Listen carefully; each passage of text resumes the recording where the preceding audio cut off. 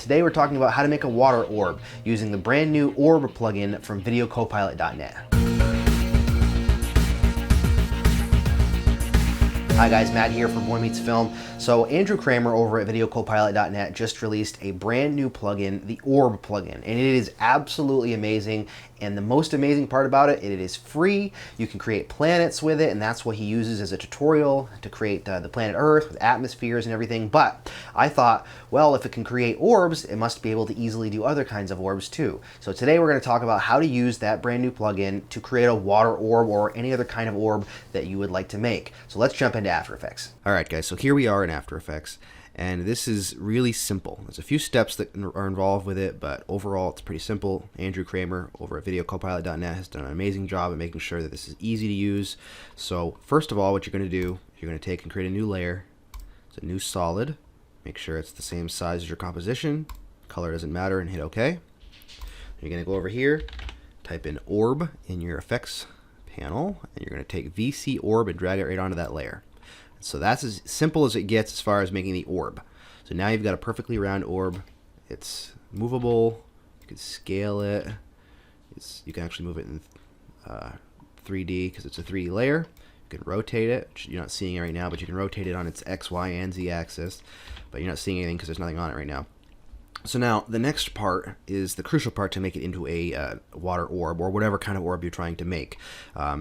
Obviously, it's advertised as kind of a planet thing, but orb just means that it's a circular sphere, so we can pretty much do anything with it. So what we're going to do is we're going to go down to Maps, and click on Maps, bring that down, and we're going to take our image, the water image that I have. I'll leave a link in the description below.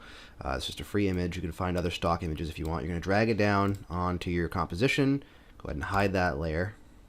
Hide it. There we go.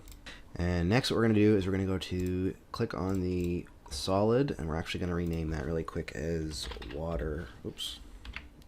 Hold on a second. Screwing myself up here. Next what you're going to do is you're actually going to click on this. We're going to rename this just so we know what it is. Water orb. There we go. You're going to click on that, and you're going to go to your effects panel. And what you want to do is you want to go down to Maps. Now there's 4 different types of maps you can use. There's diffuse, glossiness, illumination, and bump. We're going to leave the glossiness and bump alone because we don't want a bump map. I'll show you why. Because it looks funky. See, it's kind of diffuse when we are going to use. So let's throw that on there. And it looks like a planet now. See if you can see it. It looks like a planet, and we don't want it to look like that. So we're going to take the bump map off. We don't need to use that. We aren't going to do the glossiness either because I don't like the gloss that it adds. I'm going to add my own lights in, and we don't need a gloss on the orb itself, so we don't need the gloss.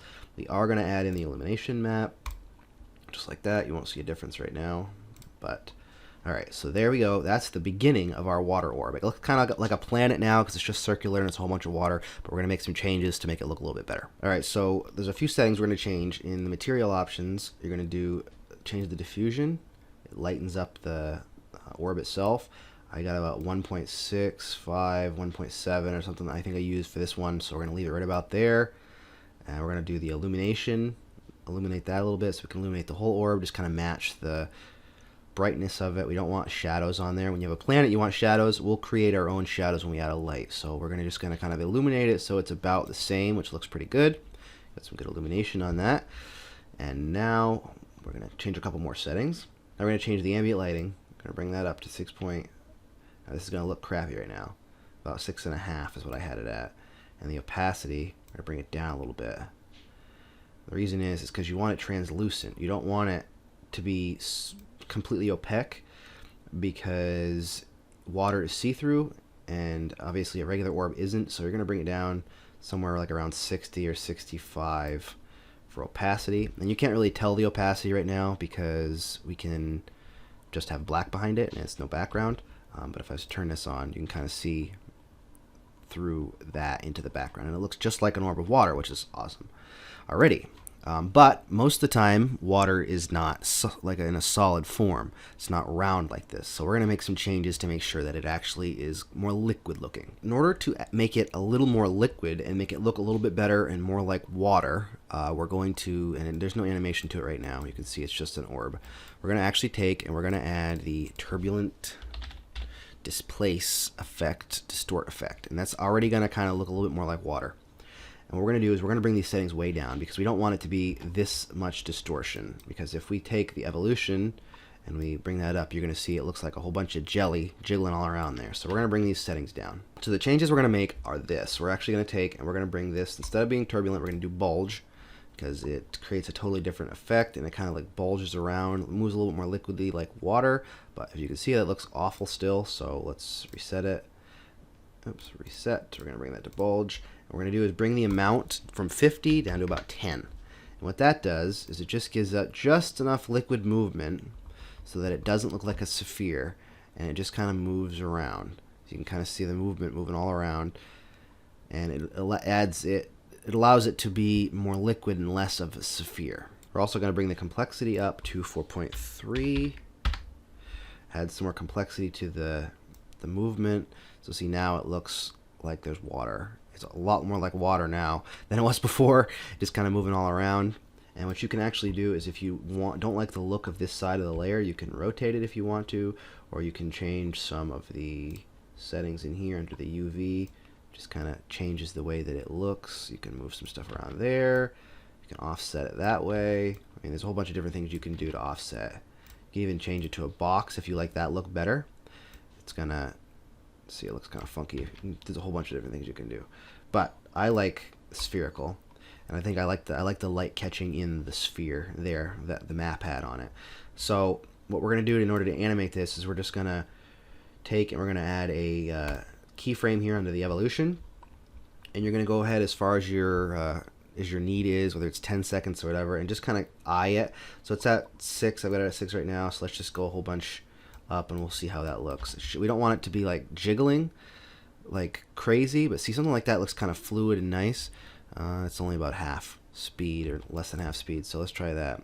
See, that looks pretty good right there. Not awful. You could do a little faster, a little slower if you want. It doesn't make any difference. It's kind of up to you what you want to do.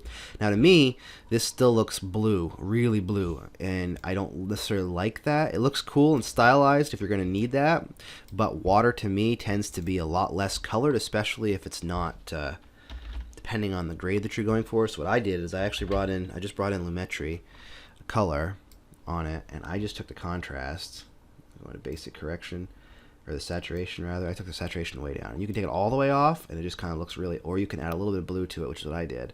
So now you've got this nice liquid orb moving around, and it isn't too blue. To me, when I did it before, it was way too blue, so adding that to it really helps. Now you could do this for anything. You could be a lava ball, be a fireball if you wanted it to be water. This is a water ball. I wanted to do this because I thought it would be a lot of fun to be a kind of like a water master or whatever it is. But the last thing that I'm going to do is to add some light to it, because it adds some extra oomph to it. So we're just going to go to up here to layer, new light, and you're just going to pick a spotlight. And I like the intensity around 160, 90-degree cone angle. So there, now you can move this around however you want to really get exactly the lighting that you want. Because it's a 3D object, it allows you to really get exactly what you want for lighting. One other thing I almost forgot is the specular here is at 1. You can see the little dot if I move this. Let's see. See the little dot there on the screen? I don't like that because we don't need a specular there, so we take that off. So there it is. I mean, it's not super complicated. It's just a matter of adding some wiggle to it and a light, and really getting going on the actual orb. See, and it looks nice. I think it looks cool. There's a whole bunch of things you could do with this. You could animate it differently. You could have pretty much any kind of object. But this plugin by Video Copilot gives us the ability to create 3D orbs so easily, and with all these different settings and mapping things to it, that it just allows us to do an infinite amounts of things. So there you have it, a great and easy to use plugin. Thank you so much to Andrew Kramer at videocopilot.net for creating such awesome content that we as filmmakers can use. I'd love to see what you guys use this plugin for, whether it's for planets, for water orbs, fireballs, whatever you decide to use it for. Post the video in the comments below and I would love to check it out. If you did like the video, please remember to give it a thumbs up and to subscribe to the channel for more Boy Meets Film. Here at Boy Meets Film, it's our goal to help you tell better stories through video and to make it easier to do that. So come back every week. We have new videos on Mondays and Thursdays. Thanks for watching this episode and we'll see you next time.